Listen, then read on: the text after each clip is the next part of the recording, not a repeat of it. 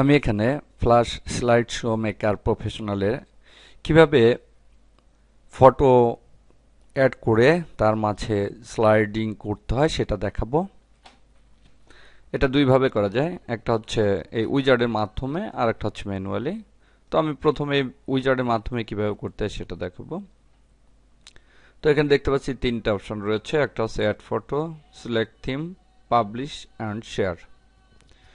তো প্রথমে আমাকে অ্যাড ফটো অর্থাৎ ফটোটা আনতে হবে, এখানে অ্যাড করতে হবে। যে ছবিগুলো নিয়ে আমি অ্যানিমেশন তৈরি করব সেই ছবিগুলো এখানে আনতে হবে। তো ছবিগুলো আনার জন্য নেক্সটে ক্লিক করি।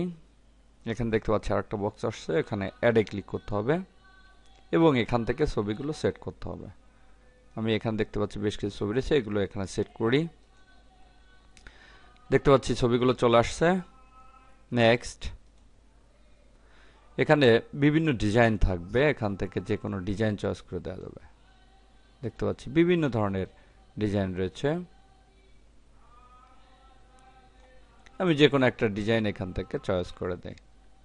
নেক্সট, এখানে দেখতে পাচ্ছি কি নামে ফাইলটা সেভ হবে, আমি এখানে দেই পিকচার।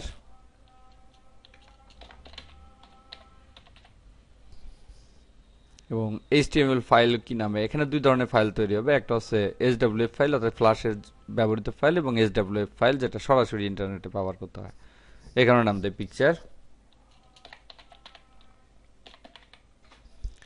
এবার এখান থেকে পাবলিশ নাও, এবং এখানে কোন ফোল্ডারে আউটপুট হচ্ছে সেই ফোল্ডারটা দেওয়া রয়েছে। দেখতে পাচ্ছি এখানে ফোল্ডার রয়েছে, এই যে সফটওয়্যারটা আমরা ব্যবহার করছি এর মধ্যে আউটপুট নামে একটা ফোল্ডার রয়েছে, সেখানে সরাসরি আউটপুট বের হবে।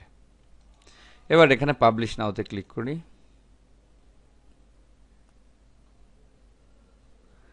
View flash slide show, open output folder.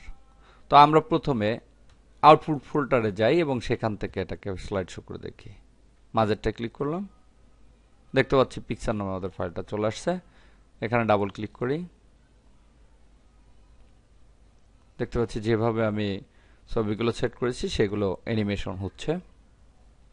এবার এই অ্যানিমেশনটাকে আমরা যেখানে অর্থাৎ যে সফটওয়্যারগুলোতে SWF ফাইলটা ব্যবহার করা যায়, ফ্ল্যাশের ফাইল ব্যবহার করা যায়, যেমন ড্রিমউইভার আছে, তারপরে ফ্ল্যাশ আছে,